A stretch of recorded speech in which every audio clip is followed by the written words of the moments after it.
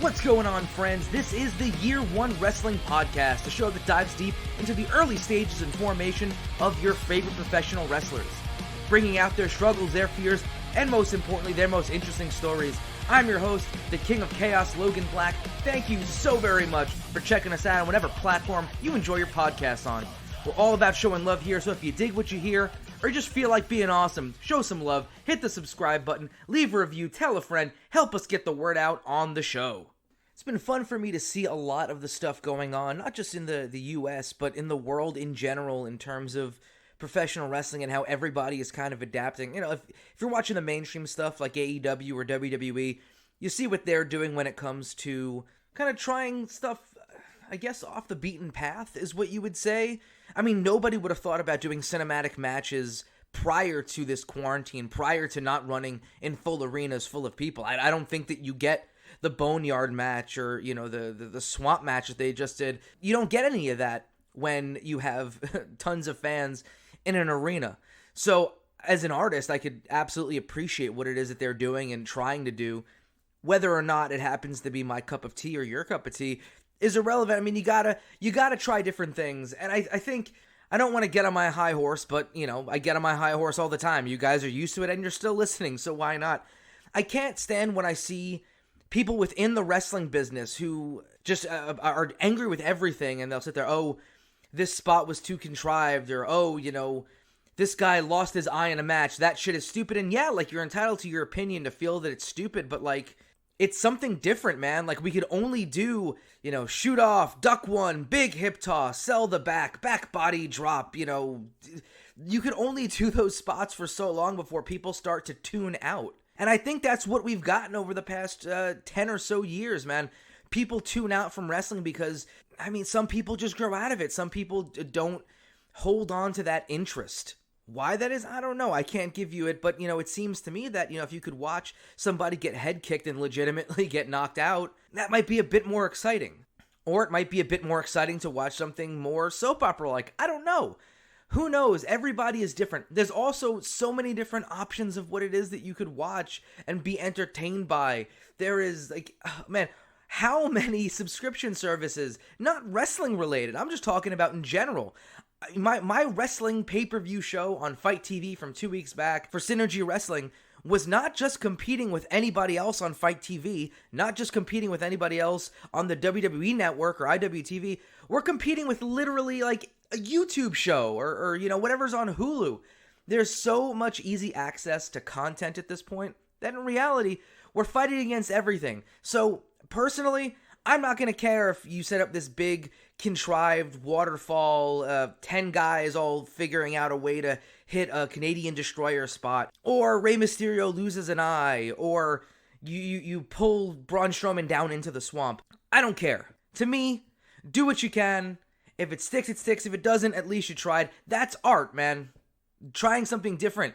If DJ Kool Herc in the 70s was like, I'm just going to play songs. Or you know what? Maybe I'm going to show up with a band and we're just going to play at these parties. What risk was he taking? We wouldn't have hip-hop today. Instead, he decided to do something different, something that people, even to this day, could sit there and snub their nose at. But it's art. It's creating something new and different, and I appreciate that. So I really think that if you are in professional wrestling, hey, Rey Mysterio losing an eye might not be your thing. It certainly isn't mine, but you got to respect the fact that that company took a risk, and a huge one at that, by doing what they did. Before we start talking about today's guest, I want to just quickly remind you, if you are subscribed to this podcast, which you should be, you should also subscribe to the Year One Podcast YouTube account. I will be uploading multiple videos this week, all new content, including a brand new episode of Pro Wrestling Explained, dramatic pause, to my wife. We skipped last week. There was an incident. To be completely open with you guys, 2 of our pets were super sick last week, so we did not have time to film anything. But this week, everything is all set. The pets are okay, in better health. And we've got a video, and it's going to be us checking out the legendary, the infamous, because I can't say famous, Giant Gonzalez in WWF. Really fun stuff. It's my partner's first experience in checking that wrestler out. So make sure to subscribe, thumbs up, leave a comment, anything that you can do. Let's build this stuff together. On to this week's guest, quite possibly the person that I am the closest with in professional wrestling at the moment, the godfather of the Chokeslam, my tag team partner, and my life partner, Chris Benne. His first year, again, I was very instrumental in his first year because I was his trainer. Chris trained under me. Everything he knows is my fault. I apologize to everybody out there. I can gush about how wonderful of a human being I think Chris is. I could talk about all the awesome times we have, but I think that the podcast itself, the interview, really captures all of that. What I am going to do before we get in is tell a story from our experience at Synergy Wrestling 2 weeks ago, because this interview was recorded prior to that, and we were unable to tell this story, which I think is absolutely hilarious. So Chris, myself, and Jason Sinclair are all sitting in the back, kind of letting things settle for our match. And over comes some older fella who works for the building. Synergy Wrestling runs at the Polish Falcons Club in Hillsborough, New Jersey. And the guy walks by, stops, like full stop as soon as he passes Chris, turns around, and then just kind of starts feeling Chris up. And like, I'm not exaggerating. Like, he was feeling up Chris's shoulders, his neck, his triceps. Like, if you were at a bar and somebody had done this to the person that you were taking out on a date, you'd probably feel really upset, and if it was happening to you, you'd probably be really creeped out. And again, Chris has never met this person in his life. So this dude just starts feeling Chris up, and Chris is like, yeah? He kind of trying to figure out what's going on, and the dude just goes, big, and walks on. Sinclair and myself, we can't stop laughing. The guy comes back about 5 minutes later, and just, oh, big, you win tonight for me. You win for me tonight. And Chris is like, yeah, dude, I'm going to win tonight for you. All right. And the guy seems really, really excited and full of energy at this point because, the 300-pound wrestler that he just felt up said that he was going to win for him. And then about 10 minutes later, the guy walks back in. He's got a giant, box of stuff. We don't know what's in it, obviously. And he stops again by Chris, and the box is full of, ice cream bars. And he goes, you want? Help you win. You want? And Chris is just like, nah, I can't eat ice cream before I wrestle, man. And that was pretty much it. So Chris was felt up by this dude, was made to promise this guy that he'd win for him, and was offered ice cream by this guy. I think Chris has a secret admirer working at the Polish Falcons Club in Hillsborough, New Jersey. I still I think about that, and it's one of the funniest things, just incident-wise, that has ever happened at a show. But this is the kind of awesome stuff that happens when it's myself and Chris and our wacky, crazy adventures in this world of pro wrestling. We tell some really awesome stories, specifically one about going up to Buffalo and the insanity that ensued there. Can't wait for you guys to hear about the craziness that we live. So check it out. The Godfather of the Chokeslam on the Year One Wrestling Podcast. So anyway, Chris, thank you so much for joining us on the podcast. This is a long time coming. I figure this is going to be way less of an interview and way more of us making up for all the lost time that we would usually have driving to and from shows. True. I want to be interviewed professionally. Well, then you got the wrong fucking show. I want to be interviewed like a famous guest. You didn't pay me $350 for no reason. Listen, I wasn't paying Bill Alfonso $300. I was $100 that he asked for. I'm not paying you that amount. Well, that's what you think. So, talk to me. What's your background in terms of your wrestling fandom? When did you become a fan?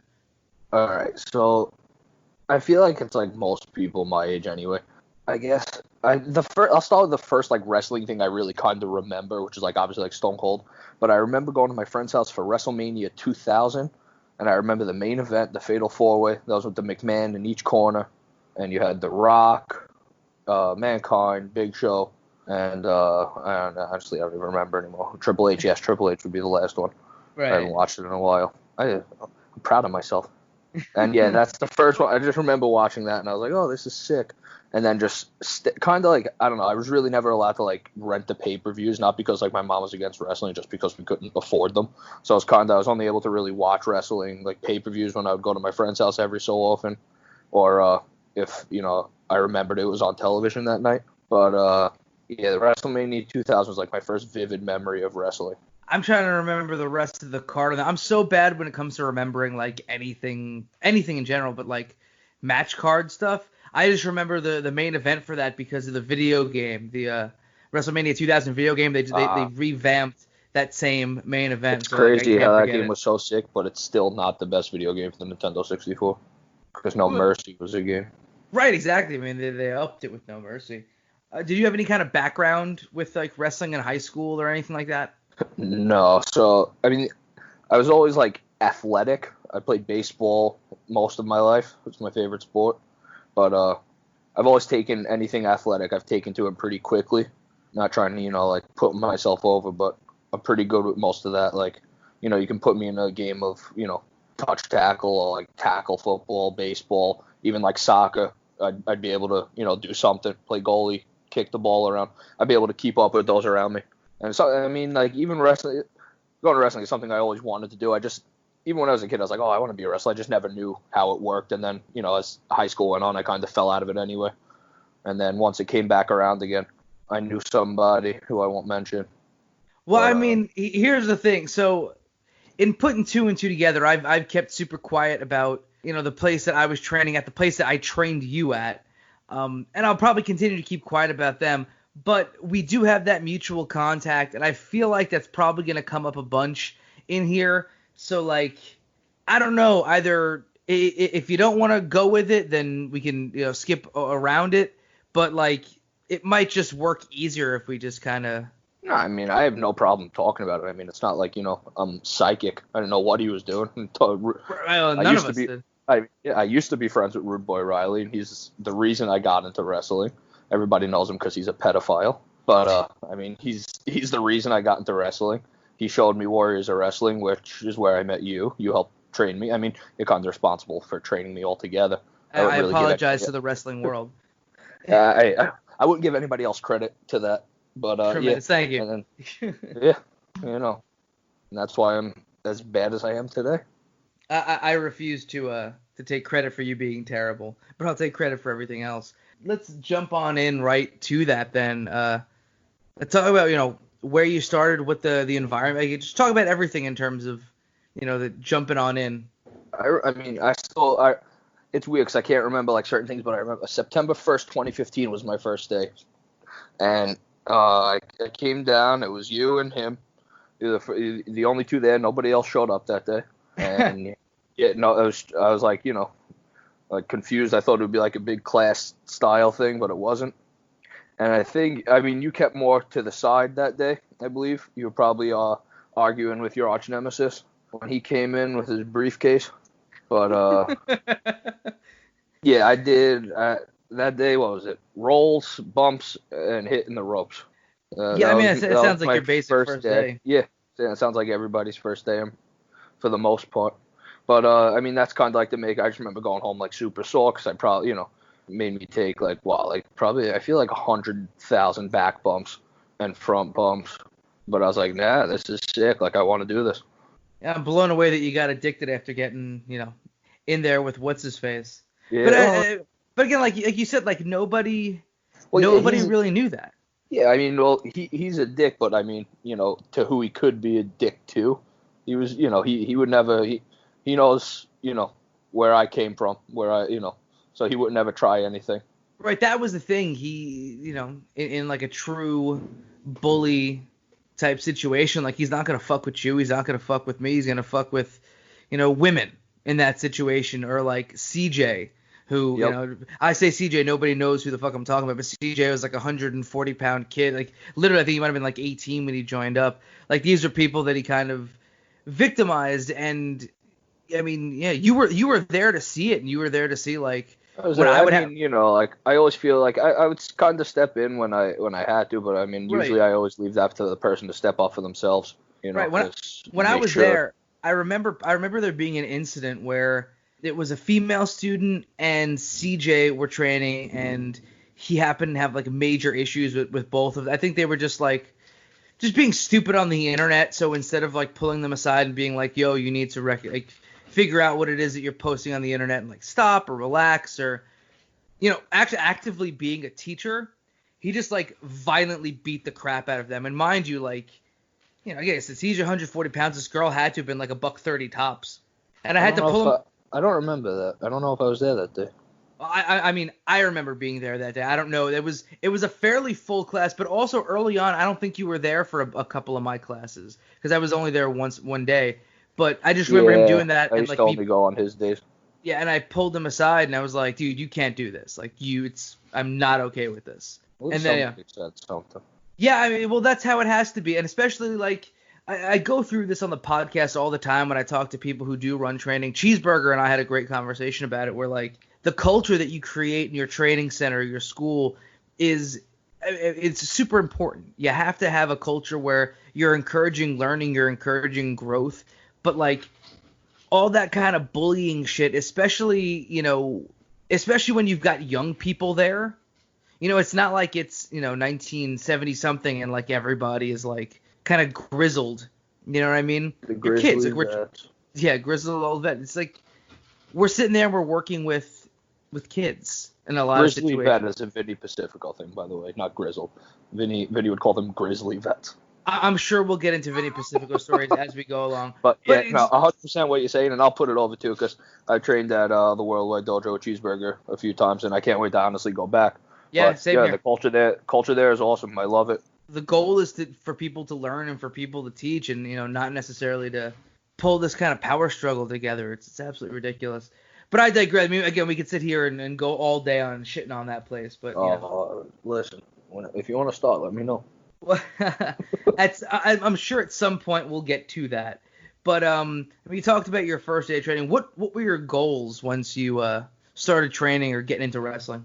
I feel like anybody else, I kind of take everything like one day at a time. It's just kind of like, how can I better myself from my previous, day or previous experience. Now it's kind of like my previous match. Like, I just kind of want to build on the day before. I'm never going to be, you're never going to get to the top unless you start from the bottom. So it's kind of like day one was like, okay, I rolled, back bump, hit the rope. So the next day I went there, I was like, I want to perfect that. I want to make sure those rolls are good. I want to make sure those bumps are good. And every day was just kind of more and more. Like when you started teaching me the chain wrestling, I was like, okay, let me make sure I have this down. So, like most of the matches I'm in now, it's, how often do I chain wrestle? But I still like to be well versed in it.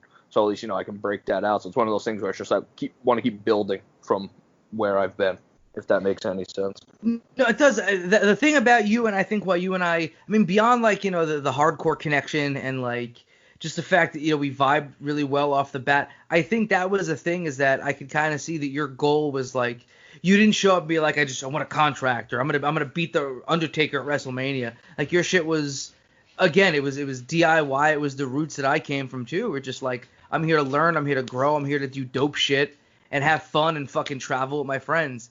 And it's like, yeah, right off the bat, you and I connected like that. For sure. And I mean, honestly, it's better I started, like, I guess at a semi-later age, because a lot of people get that start at, like, 16, 17. But, like, I honestly, if I started at that age, I probably would have been a lot different. There probably would have been, like, more fights, because I would have been, like, way more agitated and shit with a lot of things. But, no, like, certainly. So it's at 5 years ago. I started at, like, 22 years old. So, like, I had a little more knowledge in my head. I'm still an idiot, but, like, it's all a growing experience. That maturity makes a huge difference. Honestly, like, I always go back to the fact I started at 19 and like I could barely wipe my ass at 19. And like had I started later, I probably would have gone about things in like such a different way. But like, 19, I didn't know any better and I wasn't applying myself in anything that I did. But like, Yeah, so I mean, like, I guess to go back to the answer, it's like at 22 I came in, it's like I knew what I want to do. It's like I knew I wouldn't just show up and be like, oh yeah, I'm AJ Styles, I'm the Undertaker. It's like, nah, I suck. Like I'm nobody. I need to learn. And I still take that approach now. Like at 5 years in, I'm still a fucking baby in the business. So it's like. But you're also aware the amount of people that did show up to the steps of that school and come into and step into the ring their first day like they were fucking AJ Styles, Oh, trust me, I know, and I loved it. Every time somebody showed up like that, I loved it. Again, we're 100% going to be getting into a lot of weird stuff about that spot. But also it's just going to be brilliance because I'm sure there are things that you remember that I've forgotten. If you refresh my memory, it's going to be fantastic. We'll see. But I digress. Besides, my memory's good enough. Yeah, you've had less concussions, and they came from CJ. Oh God. Who besides myself, because you named me, who else besides me was helping you along early on? Well, obviously you. We touched on that, but I mean, I guess I can't go without mentioning him. It was Riley because he was there for the most part. Like, I can sniff bullshit. I can sense bullshit from a mile away. I saw you. Like I said, I pass along a lot of that credit to you because it's just that I saw you. I saw you're well grounded. You knew what you were talking about. There's really no bullshit coming from you. It's like, this is what you got to do. Let me help you. Let me teach you what I know. And that's kind of where I gravitated towards. Well, I appreciate hearing that. I think there certainly was a great level of bullshit going around at that place, especially. I mean, again, like I hate to kick somebody when they're already down, they're not in the business anymore. But like, yeah, like Riley was, as much as he stood behind, like, oh, I'm gonna help people. Like we saw what he did to Vinny Pacifico, and like his goal was not necessarily to help anybody. It was to kind of help himself. Like he would bring Vinny around and kind of show him off as like. There's no way for me to say this without sounding like an absolute piece of shit, but that's the situation I'll it back was. it up, But so no, I knew him before wrestling, and I knew the type of person he was. Like, obviously not to that extent, but like I knew the ego, and I knew how he used to manipulate words and people, and it was just like that's what I said. I can sense the bullshit. I knew him for years because I was one of the people who helped train him and all that, and like holy shit, like I didn't see any of that for quite some time because he would never pull that shit with me. And again, like that's I think the thing of like sociopaths, they know who they can manipulate, they like sniff it out and then go with it. But the dude used to bring Vinny around to places to just like abuse him in front of people for like I watched for clout. Yeah, I saw it too when I used to when I started taking my rides in the first year, with everyone trying to get out to places. I saw it. I mean, like I said, I'm just a firm believer in like I'm not really gonna step in unless it's like a dire emergency. You're not gonna stand up for yourself. Then right. I don't think anybody would fault you for that because you were so young in the business and just kind of like you didn't know how anything worked. Like you obviously knew that it wasn't right, but you also kind of understood that like, hey, like I don't know what to do in this situation. And plus, you also had other people who definitely did. Say some shit who had a bit more quote unquote seniority than you. I'll never forget. Riley just walking up to Vinny, yelling at him and spitting right in his face, as if like Vinny could do anything to him. It was just a lot of those memories are just so fucking rough. That's fucking horrible. Yeah, that's fucking horrible. Yeah, the kid doesn't deserve it. No, certainly, but that's also why I think a lot of us took Vinny in as like our little brother after all that shit went down because Vinny didn't necessarily know any better. It's like. It's weird this conversation comes up today with all the shit that's going on Twitter, but like when you're in an abusive relationship and it's like the only type of relationship you don't necessarily know it's an abusive relationship, and that's kind of how it was for the kid, Yeah. Like all that shit, it was crazy. We could sit here again for hours and just run them down, but like again, I'm not kicking somebody when they're down, and he's not in the business again either. So let's move on to talking about your first gimmick. You've always been Chris Benne. That's false because I had some dumbass name in my first battle royal. Let's roll with your dumbass name. I don't remember these. This one I don't think you remember because it was just kind of like trying to find myself because I guess in the beginning of wrestling the big thing is like what is my gimmick gonna be or like who am I gonna portray, and I didn't know like how that worked either in the business. I was like, is one gonna be given to me or like do I have free reign in this? But I remember in the battle royal nobody is like kind of really guiding because it was a bullshit battle royal, but I didn't know any better. So I'm like, right. I got to think of a cool gimmick and a cool name. Like, and I went with like, I think it was Lucas Pariah because I'm like, I'm an outcast or some shit. And like, Lucas was my nephew's name. And I'm like, this is going to be it. And then like, I heard it announced and I was like, that fucking blows. And I'm like, I can't do this. So then I just sat down and I was like, what's like the realest shit? Like, who am I? And I'm like, I don't know. I'm no bullshit. I don't, I'm like, I'm Chris Benne. I'm using my fucking real name. Like, it's that simple. Yeah, I certainly would think that your real name is a whole lot better than Lucas Pariah. Lucas Pariah sounds like a bad indie guy who doesn't leave his promotion. Never. Yeah. Honestly, I should have kept that name. I'd still be there. And wears really bad makeup. Oh yeah. Yeah. That's I said I heard it announced and I was like, Jesus, never fucking again. Never again. But I mean, first gimmick, like, so beyond that, I'm trying to, because that was like I'm sure we'll get into like first matches and stuff, but I mean, if you want to talk first about your gimmick. first match, go for it. I feel I'm just thinking of the gimmicks. I mean, like, I don't know, I didn't even like have a gimmick, I guess, really. I was just kind of like, I was finding myself. It was like I started with, okay, I'm Chris Benne. Oh, New York's toughest was like the thing I was going with. And then it wasn't until like, you know, the DVP, like really like, you know, like what makes you stand out. And I was like, well, New York's toughest is fucking, you know, that doesn't narrow it down at all. And that's when I started. I have the New York Toughest shirt still. Listen, it's a sick Gorilla Biscuits rip. It should be Yeah. everywhere. But yeah, so I guess I don't know, like this kind of the gimmick I run with now is just like an evolution of that because you know everybody always gives you that same advice. It's like, you know, what are you going to be? Turn yourself up to 11, right? Like Stone Cold, he just turned himself up to 11. The Rock to 11. So I was like, all right, you know, who am I? And I'm like, I can't escape this accent. I'm from New York. I'm Italian. It's like this is what I'm fucking. This is what I got. This is what I'm running with. And I just ran with that Sopranos Godfather gimmick. Yeah, I think this is the one that seems to be connecting a whole lot better. It's a lot of fun. Yeah, I mean, and it works for us where I feel like, especially in like our conversations in the car, and it's just a matter of us getting it out in the ring as well. Kind of that, you know, the cartoon big dog, little dog, the Muggsy, you know, and all that kind of shit. Right. Like I feel like that comes out in our conversations elsewhere. It's just a matter of like making that work for the ring. But I digress. Let's talk about that first match. All right. So I mean, like, I guess I don't know which one. I guess people consider your first match because technically my first match would be that December, 3 months after I started. It was the past, present, future battle royal. You won that one, right? No. That was the next year. This was like my first one ever. This is when I was Lucas Pariah. Still, this was that first match. Like that's why I don't know if I considered a match. I was in, and then I was the second one eliminated after Daniel. El Muskie threw me out second. I outlasted only Daniel. And then my first match would be on one of the student shows after that. That was, I guess, my real first match. It was me, Zane, and Insane Dr. Main versus El Muskie, Marco Smootho, and I believe Joseph Jiha was the third one there. That was the 3-on-3 tag we were running. What a match! Yeah, it was fucking something. But you know, it was one of those cool feelings because I got to perform in front of my friends.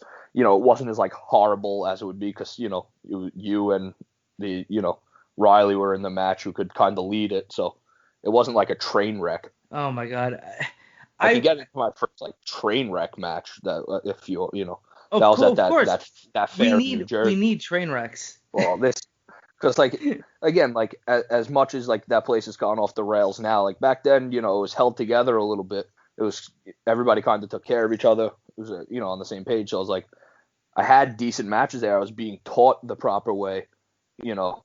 So it was like I didn't have any train wrecks until you took me out. It was probably that summer. You remember the show? It was like 6 people there. It was like some fair in the middle of New Jersey because that was when we went to Friendlies after. And oh yes, I do remember that one. I rested. It was out. It was on the 105-degree day. No tent over the ring or anything. It was just black vinyl canvas. So we learned how to not get pinned during that day. Because the first one was me versus Tony Booz, which was like, we trained together, so like we kind of had the 5-minute match down. But the second one, that was the train wreck match. This was me versus S1. And my God, I'll never forget it. So, after the first round of matches, the guy who's running this, promotion was like, oh, you guys want to wrestle again? Of course. We're all like, yeah, why not? So I get paired with S1, who just got there, I was told was like the first ever CZW champ. I didn't even know. I was like, what? Like, I never heard of this guy. He was like the first ever heavyweight champion of something. I think they said CZW or like it was some other older promotion. That I don't remember, but I was like, all right, like I'm 6 months in. I guess I'll go talk to him. And I'm like, oh, like, I guess, what do you want to do? Because this guy's supposed to be like the veteran. I'm trying to listen to him. And, back to smelling bullshit from a mile away. And he just starts going like, all right, like I kind of pretend I'm the big guy. And this guy's like 100 pounds soaking wet. So he's like, we'll start, running to the shoulder tackle. And he throws it from the right side. And I'm like confused now because this guy's supposed to be like a veteran. I'm like, all right, I know I'm 6 months in, but I have never been taught to throw a shoulder tackle, from that side. So I'm like confused. I'm like, do I say something? Like, where's like the respect line? Is he going to get like mad? So I remember I was like, I'll be right back, man. Like I went back to you and I was like, what do I tell this guy? Like, like, do I just confront him on it? And you were like, yeah, just be that's all. Like, I remember, like, you told me just, yeah, like, make sure it's safe and in the right way. So I went back to him, like, dude, aren't you supposed to throw your left? And he just goes, oh, that's good to know. And I just, like, I knew there just 6 months in, I was like, this is going to be fucking horrible. Like, I'm 6 months in telling this guy who's supposed to be wrestling for like 10 years, like, yeah, you shouldn't throw your shoulder tackle with the right side. It's, you should be coming in the other way. So, I mean, we get in the ring, and now the finish, like, it's just kind of bullshit. It's me, like, I guess, running what's supposed to be a heat, even though I'm kind of the babyface at this point, 'cause I don't know what's going on. It just kind of like, he's like a comedy character heel, but it's completely off the rails at this point. Like, I'm running a heat as a face. But this guy called for the Eddie Guerrero finish, which involved the referee not looking. So he was going to do the whole thing where he threw the weapon at me, he fell to the ground, and the referee turns around and goes, ding, ding, ding, it's over. You hit him with the weapon. The ref, we told him as best we could, turn around, and I was telling him in the ring too. Again, 6 months in, I'm trying to be like some sort of ring general, like telling this guy, like, turn around, even though, I still barely even know what the fuck I'm doing in there.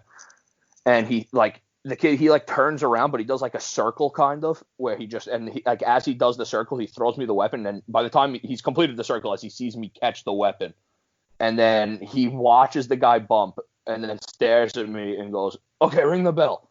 Like, completely seeing the entire scenario that just happened. Like, watch the guy throw me the weapon, and I'm just kind of standing there dumbfounded. The three people that were in the crowd are just kind of like, they wanted to leave at that point. So I'm just kind of, I was like, I don't know what to do. Like, do I just walk out? Like, and that was it. We kind of just, the match ended there as the referee watched him throw the weapon to my hands and then rang the bell, disqualifying me for catching the chain.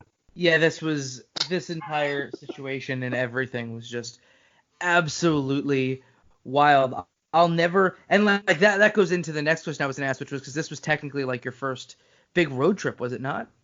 Yeah, wrestling. That was like the first time. Right, yeah, we were like super deep in Georgia, so it was a couple hours. But yeah, dude, I think Vinny and I were first, and we called this whole match, and the second that we felt how hot the final canvas on this 90-degree day was, we're like, cool, we're not bumping at all, and like we asked the ref to quicken the 3 count, so that like I didn't have to be on the mat long enough. I think there was maybe one. It wouldn't even be a false finish, but like one pinfall. Yeah. And again, we called like a whole bunch of like pinning combinations during the match and did none of them. It was just ridiculous. That was Bizarro Day, because that was the day TK was also in the ring and blew up somebody with abs. Yeah. Oh my God. Yeah. It was backwards day.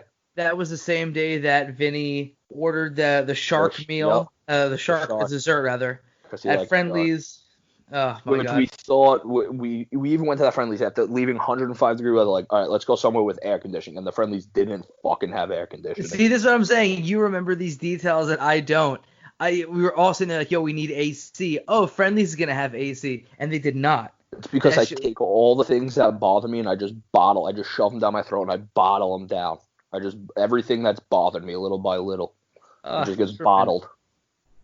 Somebody's going to be on the wrong end of when this all comes out one day. Somebody deserving, trust me, like, I'll control it to that. Somebody deserving is going to be on the wrong end. It's just going to be bad for them. So besides that spot, what other local places did you get to work for early on that kind of helped you hone your craft? Local, Jesus, no. Now I got to think. I really don't fucking know. This is where, see, like, these are the things. I'll remember those little details that bother me, but, like, I won't remember other promotions. I'm trying to think. I mean, it was kind of like where I'd ride out with you. You took me a few times to Sanctuary, right? Spot. Yeah, that was. Oof. I mean, the matches were matches, but like, still a spot I got to work.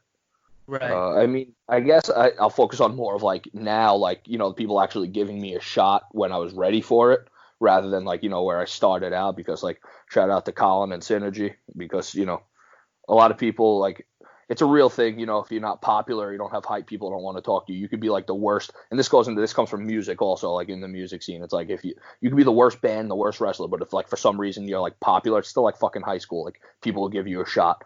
and like you could suck, nobody could like you, and it's like somehow you're still main eventing or headlining or some shit like that. So like shout out to Colin at Synergy for giving me a shot and hanging with me, and Tunis at PvP and Western Mass Wrestling for giving me a shot and hanging with me. Yeah, I think the one of the promotions that I miss the most out of anything is PvP and Western Mass, just because the environment. Yeah, the environment over there. Just I miss Tunis, I miss Bacon, and all those guys. Anyway, great people. Yeah, no, I can't put them over enough. Giving me a shot, like letting me work outside my element. I figure at this point is when I usually start asking like the deep questions about self-doubt and all that kind of stuff. But I think that we can kind of leave that. Well, we could leave that towards the end. Sure. For right now, I would like to get into, because again, there's so much I have forgotten that I know that you probably still remember. Let's talk about like the weirdest, and this doesn't have to be your first year. It's just you're my tag partner, my life partner, so we can go in with this. Let's talk about the weirdest road trip story that you can recall, outside of, friendlies and Little George with sharks, and possibly outside of Little George ordering milk at a Texas yeah, I mean that's not weird. That's just him being a fucking idiot. George being George. And his weird card obsession with Kurt Angle. But we can get to that later, I guess. Also, so I got two, I guess. I just remembered two, but then I forgot one. This is how my brain works. I was like, oh, I got two for this. So one of them I know was we had a huge trip to Blitzkrieg. It was like 2 carloads, so like I think it was like 8 or 9 of us. Mm-hmm. So my car was like the Staten Island car, and I believe you had the Brooklyn car. Yep. I know your car was like you, Neff, and that other guy that falls asleep on car rides. Shithead. He's not like he's not even worth mentioning. I just know he fell asleep in your car. But my car, now this was great. So it was me, Pedophile, CJ, who was also Jose, Vinny Pacifico, and TK Luther. Now I got Vinny and CJ have for some reason the weirdest rivalry ever. Like they it's just the weirdest like ongoing rivalry ever. So I guess I don't know if it's like CJ being a little jealous that Vinny is a good wrestler or something. I really don't know how to put it, but it was so we left that day and it was like we didn't know if it was going to be on because it's supposed to snow, but like the snow held up a little bit. So we get on the road and it's snowing a little bit, and we get to the turnpike and it starts to get really bad there, but then it slows down again. So like fucking Pedophile tells us to pull off at that rest stop we always go to, Taco Bell and Chipotle in Connecticut. I'm glad that we know it. I'm glad that we know it based on the food that's there. It's I-95, Taco Bell, Chipotle. Like depending on, or if it's early enough, McDonald's. Or if Slade's in the car, it's always McDonald's. So yeah, like we pull off there because like it's not snowing too bad. We're like, oh good, we can like get some food and we'll be good. So we take like literally 25-30 minutes, and when we leave, it's a fucking blizzard out there. So it's like, all right, well, I start trying to drive. My car starts skidding like immediately. As soon as I hit like 11 miles an hour, my car is skidding. I'm like, this isn't good, man. Then I see fucking, Riley in the front seat. He supposedly just had like some fucking WWE Performance Center shit. I don't know. He was like super nervous. Like, I can't get hurt. I might ruin my chances. Some shit like that. So I was like, listen, man, you're the booking contact. What do you want to do? And he's like, let's just turn around and go home while we can. So we decide to turn around. We let you and Leary know that, like, sorry, like it's not really in my control, I guess. But the car ride home now. So after we decide, we drive an hour and then just decide to turn around and come home. And TK is sitting in the middle, and then you have Vinny and George the entire time. It's like having 2 fucking children in the back. And I mean, like, they were going at it like fucking 5-year-olds. And like, you know me, like I'm sitting there, I'm like rocking back and forth, like ready to lose my shit. I remember at one point I just fucking freaked out on them, like straight up just started like yelling and screaming. It's a trend with Vinny in the car for sure. And I can get into Zack Sabre freaking out on him also on the Rhode Island trip, which is another fucking great one. It's a trend. Vinny gets yelled at in the car. I forgot who I told that one with. I think it might have been Cheeseburger. But yeah, that's a great one. Yeah, so like we literally drove an hour. It took us like 2.5 hours to get home. From the hour it took us to get there, I was driving 5 miles per hour the entire way home. It was literally a full day. It was supposed to be a full day of wrestling, but it was a full day of driving. I got home, I feel like at like 5 p.m. I was gone the entire day, and that road trip just fucking sucked. Now I got to try and remember the other one. I mean, I guess this really wasn't as bad of a road trip as it was, the guy not trying to pay us. It was outside of Buffalo maybe? It was Buffalo. All right. So this one... I get just confused because I never know what city we were outside. So this one I'm going to sit up for. I'm going to roll my sleeves up for. Not legit, because I've never told this story. And, I'm going to preface the story with the villain of the story is obviously the promoter. However, I've come to... I don't want to say... I've definitely forgiven him because... I don't know, I think it's just in my nature in a lot of situations, but also I think more importantly, I've come to take pity on him because I think he was just really fucking scared. Well, at that point, he should have been. Well, right. But here's the thing. I don't think any of us would have really had an issue if he had kept up and kept contact with us the whole way through. Well, but I think that was the biggest problem. Right. That was the issue. So... I don't know. I honestly, I don't even know the name of the fucking promotion. I just know we had. It wasn't a. Yeah, I guess right. It wasn't even a promotion. Yeah, it was a one-off show. It was a day show and a night show. There was 2 shows. He was running this big wrestling festival show or whatever outdoors at a bar. Yeah, Justin Credible there, and he was fucking hammered, I'm sure. Oh, yeah, I forgot Justin. I was telling somebody about this story. I forgot Justin Credible was on that show. I remember Leva Bates. I remember, Dick Justice was local. But Leva Bates, Crazy Steve, Tough Tim, and Brutal Bob. But I forgot Justin Credible. So thank you. Go ahead. Yeah, I feel like we're missing another one too, but yeah, so this, I mean, I should just dive into this whole fucking show because it's just a horrible day. And at least the next day I wrestled Dale Harrison, who was cool, and I was all right, cool, wrestling's fun again. But that day we get there, it's a long ass fucking drive, longer than we ever expect. For some reason we thought it would be 4 hours, but it was 6.5. And we finally get there. The first show is ending.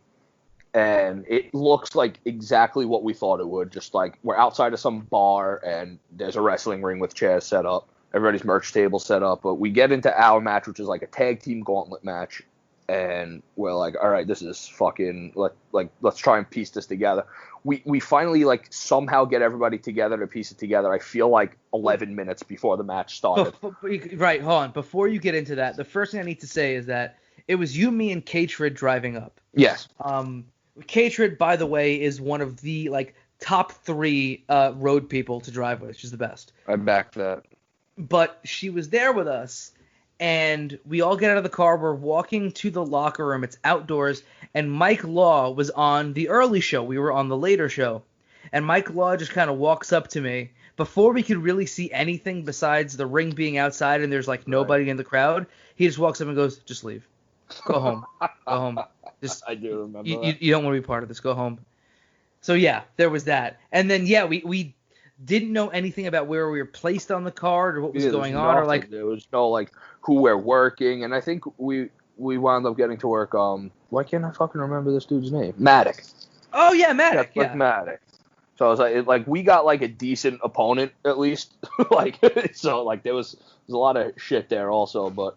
We got a decent opponent, but so, all I remember is that hold on, before you keep going, because I got to keep interjecting with the stuff that I do remember. The reason you bring up Maddox, and I remember, is because a couple of months prior to that, we had worked for the same promoter, who literally against Maddox in the main event of the Shadow. Honestly, that was such a fun show to work. I had that's why we trusted this promoter. Right, so that's why we trusted him, and that's why things worked out nicely. But yeah, that's what it came down to. And we were paid immediately at that earlier show. But we get here, we're working with Maddox, and there's nobody. Like I said, I remember, it's crazy. This is how my psyche works. I remember the miserable, and I just bottle it in, and that's how I remember. Because I remember this date so fucking vividly, because it's just oh yeah, this was fucking horrible. But yeah, so we're starting to call the match, but I remember oh, we don't know if this show's gonna go on. It's supposed to rain. Something with the fire department's going to shut us down because there might be lightning or some shit. And I'm oh yeah, this is fucking all safe and great. This is amazing. I'm glad I drove 6.5 hours for this.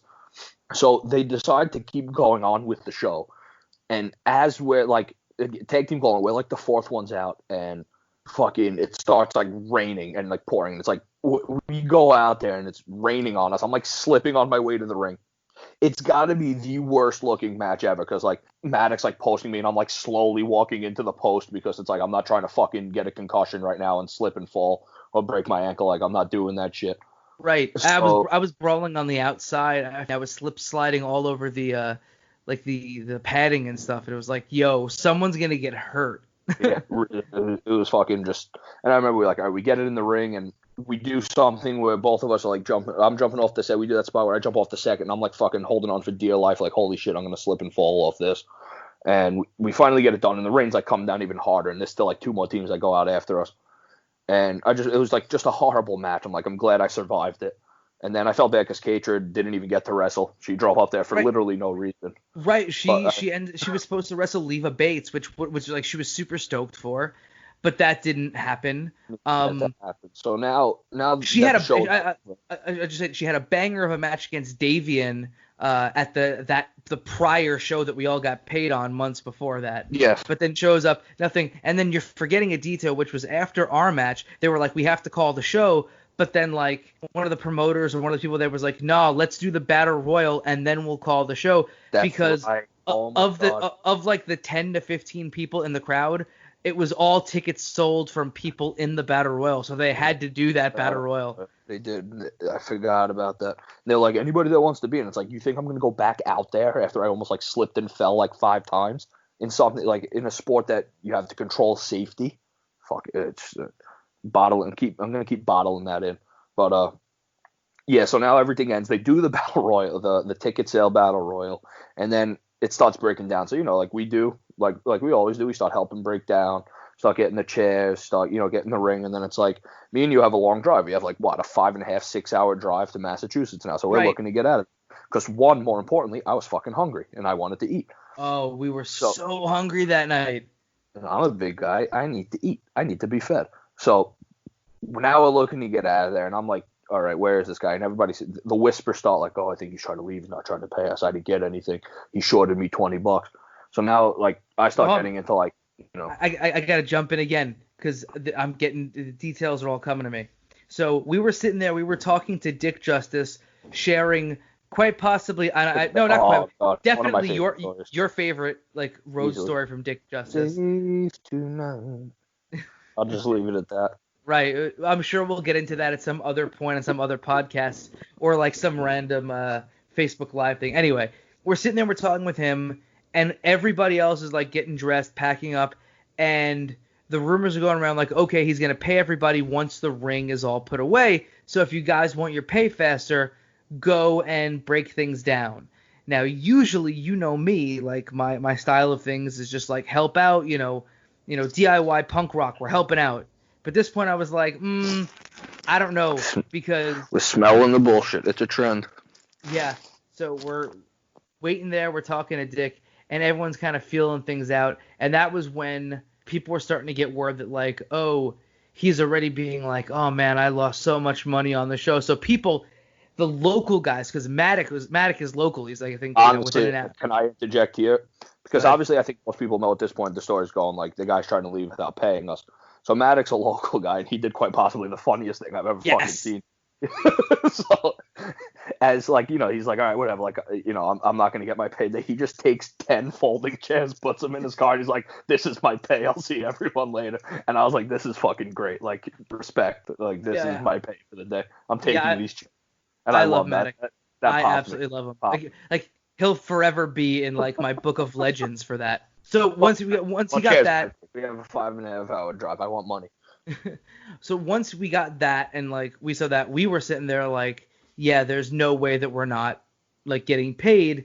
And and a bunch of other people were the same way. I know Rennie had hopped in the car to go back with Mike Law and Stan Styles because they were going back towards her area, and they were like, well, we're not getting paid, whatever.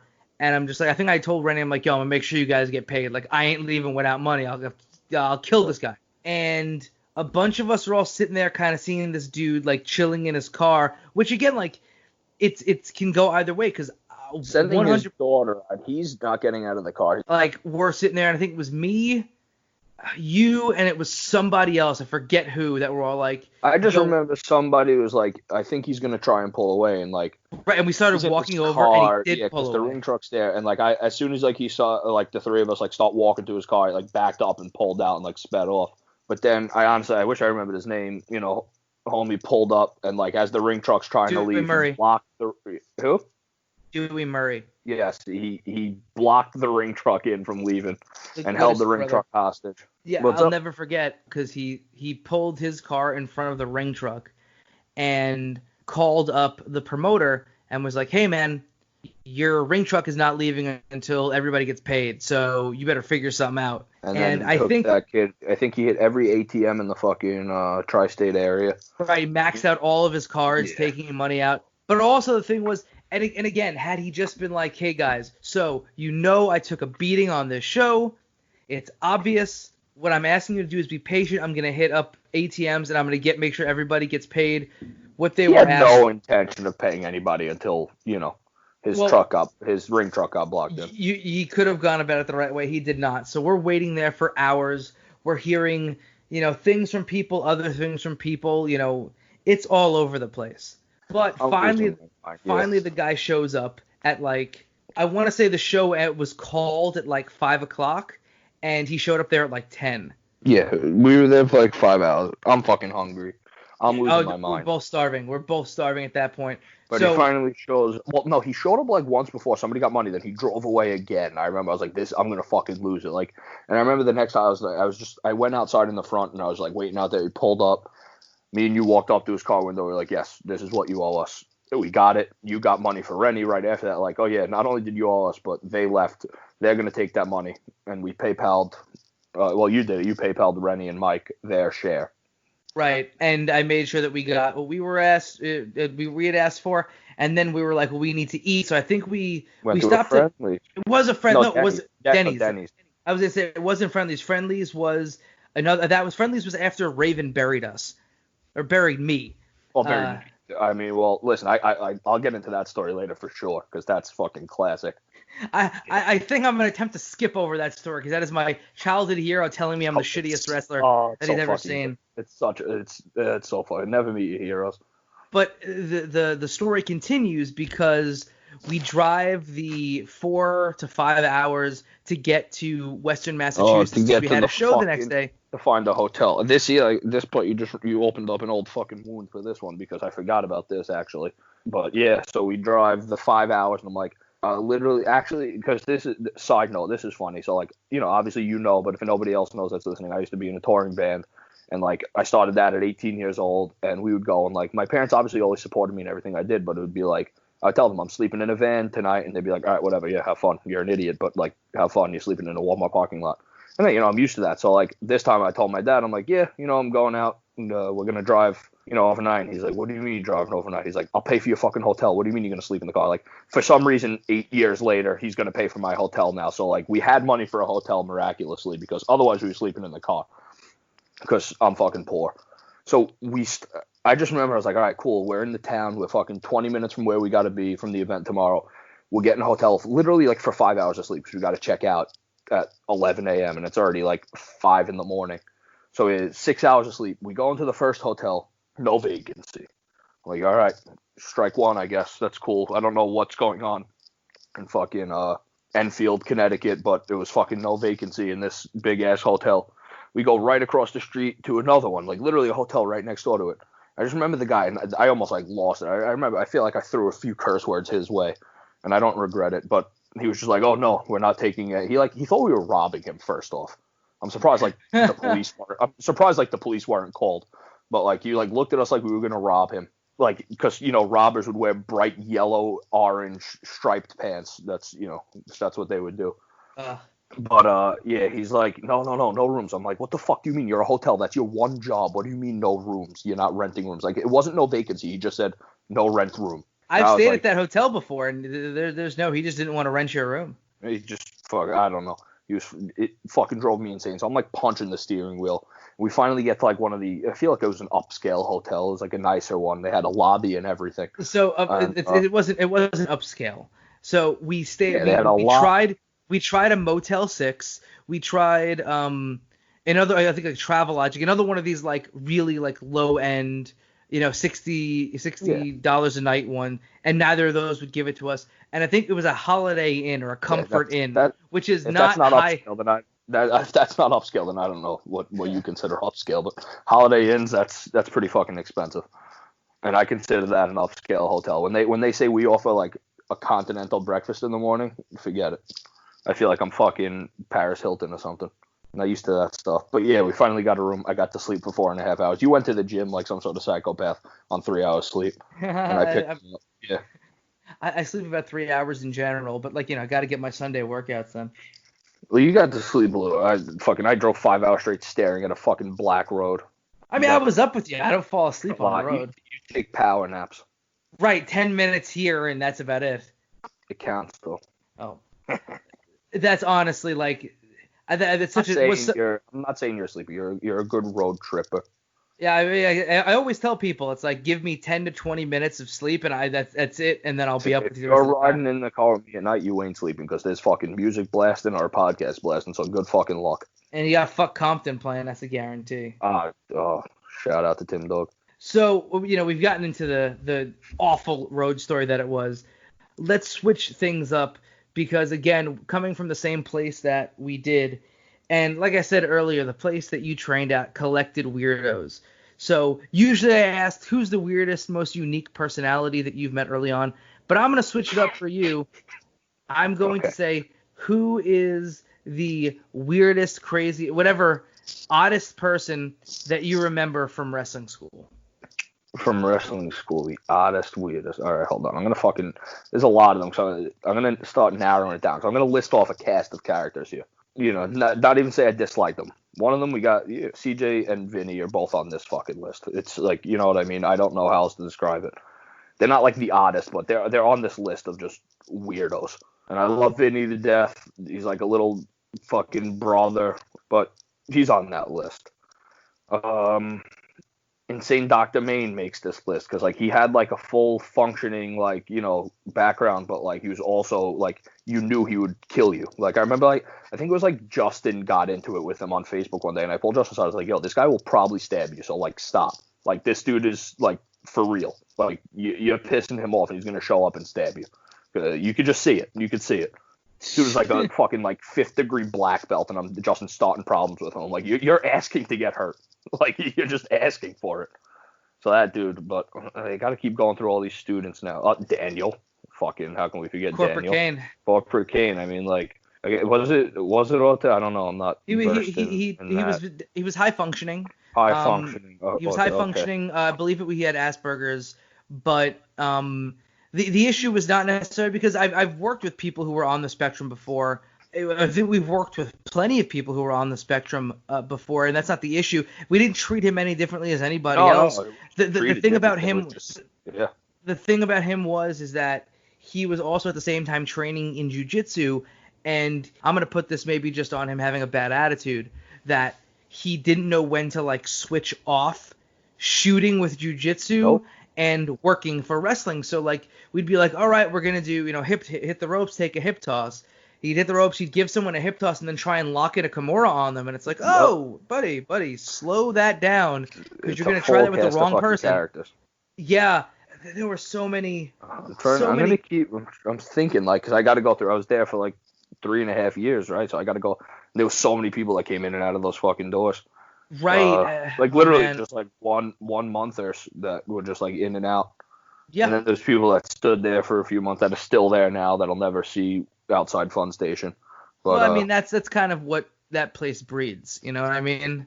And it's unfortunate because I always tried to... Listen, like, I'll say, like, it used to be a great spot. Like, I'll come and say it. Something went wrong along the way. I don't know what it was, but there was a switch that was flipped and shit went downhill. And, you know what it is. You know where it went wrong. Yeah, I know where it went wrong. But, like, I'm not going to get into it. I know where it went wrong. Right, I mean, like, again, like, dive into it. The talk that we're having right now is the most that anybody's talked about that place, like, ever. Yeah, I mean, I kind of got it, right? I spent a lot of time there.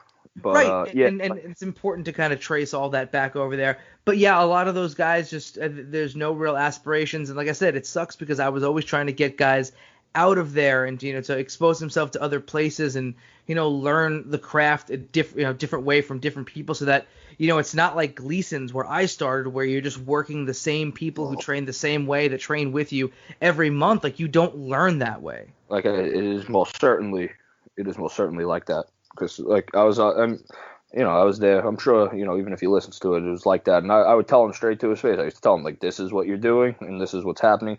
And it's just the blind leading the blind for the most part. I mean, like, I don't know. That's why I was like, what school can I go to where I'm going to learn now? Because, like, how many times am I going to do a quarter roll and blow up drill out of a corner? My cardio is good.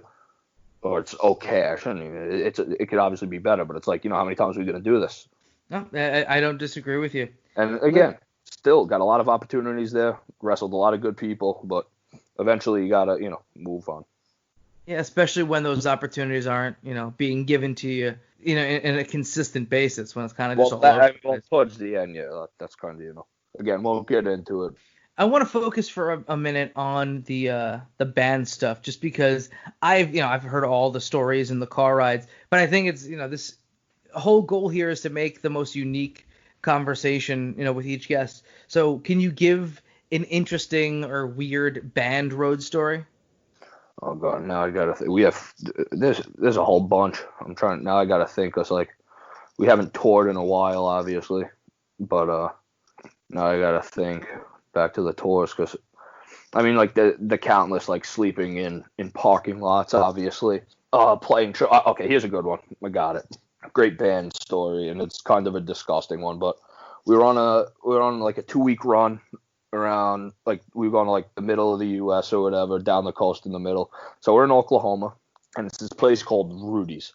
Like, Oklahoma's like, there's nothing there really besides whatever. So it starts. I mean, we're disgusting human beings, right? We traveled, and this Rudy's is it's a kid's garage. Like, he lives in this house and it's his garage, but it's like a popular venue in Oklahoma because there's really not much going on there. It's a DIY garage venue. So we get there super, super early because we were traveling from Texas the night before. And we get there, and, at that time, I just feel like one of us littered in the street, right? We threw like a pilot cup because, we're fucking assholes. And so we go to this house, and this kid, like, we start walking around Oklahoma. And it starts off with this kid, Rudy, catching up to us. And, like, as we're walking back to his house, we're talking, meeting up, and he goes, oh, wow, a pilot cup. There's not one of those for, like, 200 miles. I wonder where that came from. Looking at kids who just traveled 500 miles to get to him, like, the kid couldn't put 2 and 2 together. So we'll start with that, I guess. This, like, literally, it's like, obviously we fucking littered and you can't put 2 and 2 together. Like, thank God, because maybe he would have looked at us differently. But then we get to the show, and there was an Oklahoma City Thunder game that night. I believe that's the basketball team. So apparently when that happens in Oklahoma, nothing else is allowed to happen. Like, that is it. Like, people are staying home and watching this sporting event. So it was literally nobody paid to get into this show. It was just the bands. And, if anybody's familiar with DIY music, it happens often. But we played this garage to 2 other bands, still somehow sold like 6 shirts just to the bands. And at the end of that, now, again, Oklahoma, middle of the summer, I was, like, playing in my underwear. I had to take off my tank top, like, dripping in sweat. And now, like, usually, like, there's, we have, like, a laundry bag or whatever. But this shirt was just so far beyond disgusting and ruined that I was like, I'm just throwing it out. Like, there's no salvaging this tank top. It's just so sweat-ridden, like, disgusting. I'm like, I'm just throwing it out. So I take the shirt, I throw it in in his trash can outside, and I change. And as we're talking with the other bands, getting ready to leave, there's Rudy, the same kid that couldn't put 2 and 2 together. He picks my disgusting sweat-stained shirt up out of his garbage, like, dusts it off, and then brings it into his house. Like, he's probably still wearing it. Oh, that's freaking ridiculous. It's just like, we talked about this one the other day. That's why I feel like I remember. I mean, yeah, this the ones that I always remember for you, maybe it's because I'm a fat kid, but just like you getting free food at like there was like, plenty of those ones. Yeah, that's what I'm saying. It's just really cool to me. There was a Wendy. I don't even know where we were, but I know we went through a Wendy's like drive-through, and like, I mean, the big thing is like you can always like Chipotle, like before it was like known, like, like that Chipotle did this, like they used to give free food to touring bands. Like you would call them like, hi, we're a band and we're touring, and we were wondering if you could spare some food, and they would literally be like, yeah, come in, show us like your tour laminate. and they would give you free food, and we'd all eat Chipotle for free or whatever. But there was one Wendy's, and it was all about, like, presentation. We were never like dicks, you know what I mean? So, like, we drove through the Wendy's drive-through. They tell us to pull up. We're like, hey, sorry, like, we know you guys are closing soon. We were just wondering, maybe you can spare some any extra food. We're on a budget, we're banned from New York City. And this Wendy's, straight up, they're like, how many people are in there? They gave us like 6 large sodas, 6 burgers, 6 chicken nuggets, 6 fries. And then the guy, if you're familiar with like Wendy's and McDonald's, like the sweet tea, like how it's in that hard case, he opened it and it's a bag of sweet tea with a nozzle, and he like gave it to us. He's like, here, you can take this bag of sweet tea. And like, I don't know if it was just like, I didn't know that was a thing. I was like, oh, okay, thanks, man. That was one of the funner ones. Oh, that's fucking, yeah, it's just always, free food is always just an awesome topic for me. Yeah. I dig that. The times where you never even get the free food. Like, we played some festival in Georgia. I remember I was watching this band. Well, I was watching Cool Blake. That was when we met Cool Blake on. It was at this festival. We were watching them play, and we just watched this band Deserters play also. And then, like, there was supposed to be catering, like chicken wings and like other shit, and I don't know. And like, after Cool Blake plays, we go to the back where the catering's supposed to be, and there's just like celery sticks left. And like the singer, I remember the singer from Deserters was there. And we were just like messing around, like, yo, you ate all the food? He's like, yo, I had a carrot, dude. And now, like, somebody, like, I don't know, one of the opening bands probably ate all of the food. I was gonna say, it sounds like Capital Wrestling, where they made that announcement. We have all of this catering and all this food, and you go to lettuce. It was just fucking lettuce. It was a plate of lettuce. I'll never forget, like, Nyla in the back, because Nyla's the sweetest human being, and she's just like, she got this plate of lettuce, and she's like, oh, cool. And was like, yo, you're fucking eating lettuce. She's like, shh. Just lettuce. Yeah. Before we end up getting out of here, I like to do something with the guests that I have on who have changed gimmicks along the way. I like for us to hop in the time machine, dial things back to year 1, and I want to see you cut a promo for me as Lucas Pariah. I can definitely do this. I can channel Please. Lucas. But I feel like it's going to sound exactly like Chris Benne. That's the problem. Right. Well, I mean, it's going to be you. I got a thing, give me a second to gather myself. Oh, okay, I got enough time. As I become Lucas Pariah, as I become the outcast, you look at me. I'm an outcast. It's in my name. It's who I am.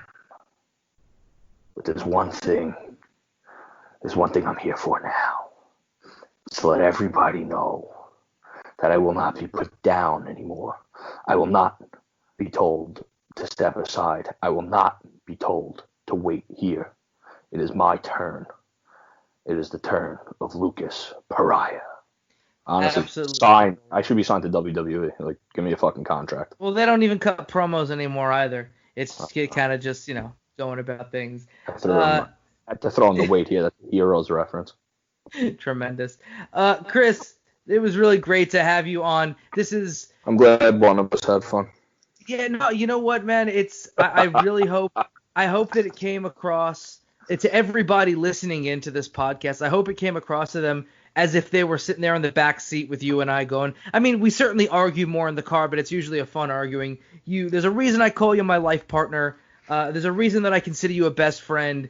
And, the tag team thing is icing on the cake, that we get to do something that we love together in a way that we can be creative together. But it's just always great to fucking be around you. You are a great dude with an incredibly bright future. And thank you so much for being on the podcast. Thanks for being nice to me. I'll probably forget all that since it was all good things.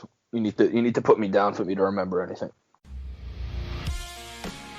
The two of us could seriously just sit here and chat up our road stories for countless podcasts, dozens. I could sit here and probably fill 20 podcasts with stories about Chris and I, just all the craziness that goes on. I'm definitely going to have him back for either a Vinny Pacifico-centric episode or just something about our road story. So thank you, Chris Benne, for coming through on the podcast. Before we get out of here, you should go ahead and give a follow to us on all social media, Facebook, Twitter, and Instagram at year1pod. Also, make sure to subscribe to the channel on your preferred podcasting app and leave a review. Shout out to Heroes, that's Chris's band, for the music. You can check them out on Spotify. Shout out to Joanna Robinson for all the artwork and design, Jewy Chan on all social media. Shout out to the Funkenstein Wrestling Superstore for sponsoring the show, located at the Englishtown Flea Market in Englishtown, New Jersey, and on eBay. Make sure to check them out and give their Facebook page a like for all of your pro wrestling merch needs. That'll be all for this episode of the Year One Wrestling Podcast. I'm Logan Black telling you, be awesome to each other. Peace and love.